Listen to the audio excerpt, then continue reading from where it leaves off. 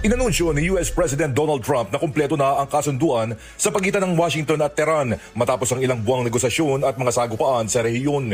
Ayon kay Trump, kabilang sa mga agarang hakbang ang pag-aalis ng US naval blockade laban sa mga daungan ng Iran at ang muling pagbubukas ng Strait of Hormuz. Hindi nagtagal, kinumpirma rin ng Iran ang pagkakaroon ng kasunduan. Sa pahayag na inilabas ng Supreme National Security Council ng Iran, sinabi nito na magkakaroon ng agaran at permanenteng pagtatapos ng mga operasyong militar habang magpapatuloy ang mga negosasyon sa loob ng 60 araw upang makabuo ng panghuling kasunduan. Nagpasalamat din ang Iran sa naging papel ng Pakistan sa pagbuo ng kasunduan. Bilang sa mga usaping nananatiling sensitibo ang nuclear program ng Iran, posibleng pag-aalis ng mga sanctions at pag-unfreeze sa bilyong-bilyong dolyar na pondo ng Tehran.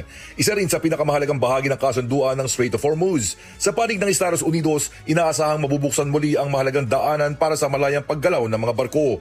Dapat umanong tiyakin ng Estados Unidos na susunod din ng Israel sa mga napagkasunduan kaugnay ng Lebanon. Subalit isang araw lamang matapos ipahayag ang kasunduan, nagulat ang marami matapos iulat ng mga otoridad sa Lebanon ang isang drone strike sa timog na bahagi ng bansa na ikinasawi ng isang individual. Ayon kay Israeli National Security Minister Itamar Ben-Gvir, hindi sila bahagi ng kasunduan sa pagitan ng Estados Unidos at Iran at mananatili ang kanilang operasyon sa Lebanon. Ramdam din agad ang epekto nito sa pandaigdigang pamilihan. Bumagsak ng mahigit 4% ang presyo ng langis habang sumipa pataas ang mga stock market sa Asia, Europa at Estados Unidos. Umaasa ang mga eksperto na ang muling pagbubukas ng Strait of Hormuz ay makakatulong sa pagbababa ng presyo ng enerhiya at pag-stabilize ng mga supply chain na matinding naapektuhan ng digmaan sa nakalipas na 3 buwan. Airstrikes at pagputok ng missile ay tapos na. Ipinahayag ni US President Donald Trump na may complete and total ceasefire. Pero ang tanong ng mundo, totoo bang natapos na ang lahat o umpisa pa lang ito ng panibagong yugto? Pero hindi rin maitago ng mga eksperto ang agam-agam. Habang bumagal nga raw ang nuclear enrichment ng Iran dahil sa pambobomba ng US, baka naman mas tumapang palalo ang loob ng Tehran na magtuloy-tuloy sa pagbuo ng bomba sa hinaharap. Ayon kay Trump, ito ay digmaan na pwedeng tumagal ng taon at wasakin ang buong gitnang silangan. Pero hindi ito nangyari at hinding-hindi mangyayari. Ayon sa White House, si Trump mismo ang tumawag kay Israeli Prime Minister Benjamin Netanyahu para ayusin ang kasunduan. Sa likod ng lahat, may papel din daw ang gobyerno ng Qatar sa pag-broker ng deal. Pero teka, hindi basta-basta sumang-ayon ang Iran. Ang kanilang foreign minister ay nagsabing titigil sila sa opensiba kung titigil din ang Israel. Ibig sabihin, habang tahimik ang iba, ang Iran ay nagiiwan pa rin ng banta, isang babala, na posibleng muling sumiklab ang gulo kung magkamali ang kabilang panig. Bilang bahagi ng military gamble, binomba ng US ang 3 major nuclear facilities ng Iran: Fordo, Natanz at Isfahan. Gumamit pa ng 30,000-pound bunker busters at Tomahawk missiles. Ayon sa Vice President J.D. Vance, ito ang reset moment ng buong rehiyon. Sa TV, sinabi niyang kung magtatangkang gumawa ulit ng nuclear weapon ang Iran, haharap sila sa isang napakalakas na sandatahang lakas ng Amerika. Lunes din ang maglunsad ng retaliatory missile strike ang Iran sa US base sa Qatar, ang Al Udeid Air Base. Pero sabi ni Trump, 13 sa 14 na missiles ay naharang ng US defense systems. Wala raw nasaktan, wala ding nasawi. Habang bumagsak ang oil prices sa $65 per barrel, ang ceasefire ay isang hakbang. Pero kung may susunod pang yugto ng digmaan, yan ang di patiya. Ang epekto sa buong mundo. Habang nangyayari ang lahat ng ito, ramdam ito ng buong mundo. Hindi lang ito usapin ng Middle East, tumataas ang presyo ng langis, nagiging unstable ang ekonomiya at lumalaki ang takot sa global conflict. Kahit malayo ka sa lugar, apektado ka pa rin. Sa gasolina, sa presyo ng bilihin, sa ekonomiya ng bansa. Ito ang epekto ng global interconnection, diplomatic at military alignment.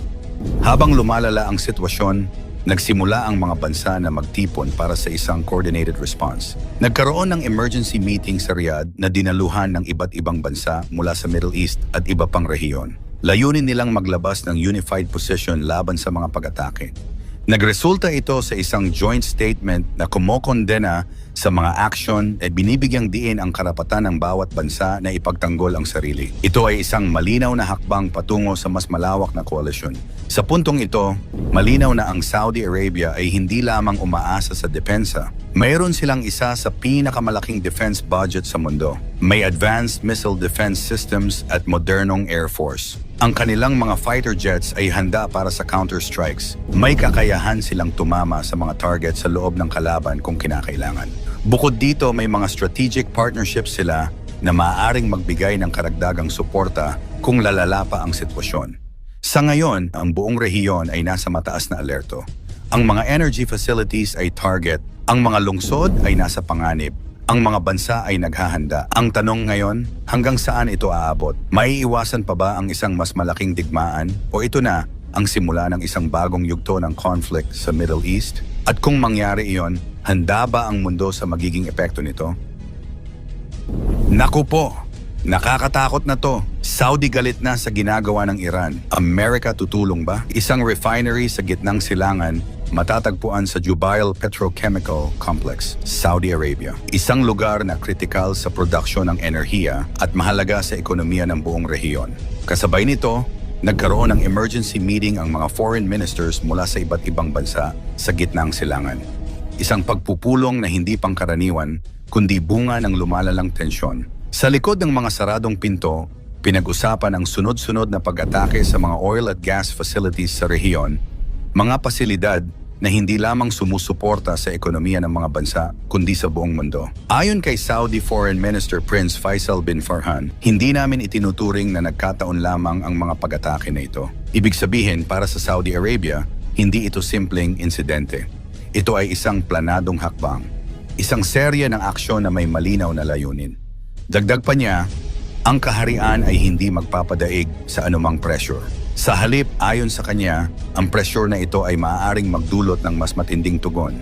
Isang babala, isang pahiwatig na handa silang lumaban kung kinakailangan. May karapatan kaming magsagawa ng aksyong militar kung kinakailangan. At kung darating ang panahon, ang pamunuan ng kaharian ay gagawa ng nararapat na desisyon. Isang desisyon na maaaring magbago sa balanse ng kapangyarihan sa gitnang silangan. Habang patuloy na tina-target ang kanilang mga yamang ekonomiya, lalo na ang mga oil at gas facilities, patuloy ding naaapektuhan ang kabuhayan ng mga ordinaryong mamamayan. Hindi lamang ito usapin ng military, ito ay usapin ng ekonomiya, ng trabaho ng pang-araw-araw na pamumuhay. Sa kabilang panig, nananatiling aktibo ang Islamic Revolutionary Guard Corps ng Iran, isa sa pinakamakapangyarihang sangay ng kanilang military structure. Kasama ng kanilang mga opisyal at mga leader sa parlamento, ipinapakita nila na hindi sila basta aatras. Para sa kanila, ang kanilang mga aksyon ay bahagi ng kanilang depensa. Isang tugon sa mga presyur mula sa labas ng kanilang bansa. Habang tumatagal, lumalalim ang hidwaan at mas nagiging komplikado ang sitwasyon. Sa gitna ng tensyon, ang mga energy facilities, mga refinery, gas fields at industrial hubs ang nagiging pangunahing target. At sa bawat pag-atake, hindi lang gusali ang nasisira, kundi ang kumpiyansa ng merkado. Ang epekto nito ay mabilis na kumakalat. Tumataas ang presyo ng langis, nagiging hindi stable ang supply, at nagkakaroon ng takot sa global economy. Sa mga bansang umaasa sa imported fuel, ramdam agad ang epekto. Sa presyo ng gasolina, sa presyo ng bilihin at sa kabuuang ekonomiya. Ibig sabihin, kahit malayo ka sa gitnang silangan, apektado ka pa rin. Habang lumalala ang sitwasyon, mas lalong nagiging mahalaga ang bawat desisyon ng mga leader ng bansa. Isang maling hakbang pwedeng magdulot ng mas malaking krisis. Isang maling interpretasyon pwedeng mag-trigger ng mas malawak na labanan. Sa ganitong sitwasyon, dalawang bagay ang laging pinagpipilian: diplomasya o puwersa. May mga naniniwala na dapat pag-usapan ng lahat na may solusyon sa negosasyon. Pero may mga pagkakataon din na ang aksyon ang nagiging sagot. At dito pumapasok ang tanong, hanggang kailan pipiliin ang diplomasya? At kailan magsisimula ang aksyon? Sa kasalukuyan, nananatiling mataas ang alert level sa buong rehiyon. Ang mga military forces ay nakaantabay, ang mga defense systems ay aktibo, at ang mga mata ng buong mundo ay nakatutok sa bawat galaw. Hindi na ito simpleng regional issue. Ito ay isang global concern Dahil ang gitnang silangan ay isa sa pinakamahalagang pinanggagalingan ng enerhiya sa mundo. At anumang kaguluhan dito may direktang epekto sa lahat. Habang nagpapatuloy ang tensyon, isang malaking tanong ang unti-unting lumilitaw. Makikialam na ba ang Amerika? Bilang isa sa pinakamakapangyarihang bansa sa mundo, ang kanilang desisyon ay may malaking epekto sa direksyon ng sitwasyon. Kung pipiliin nilang makialam, posibleng lumawak ang conflict. Kung hindi naman, posibleng lumala pa ang sitwasyon. Sa puntong ito, walang malinaw na kasagutan. Pero isang bagay ang sigurado, ang mundo ay nakamasid. At habang tumatagal, lalo lamang tumitindi ang tensyon. Isang maling hakbang na lang, pwedeng magbago ang lahat. At sa gitna ng lahat ng ito, isang tanong ang nananatili. Ito na ba ang simula ng isang mas malaking digmaan?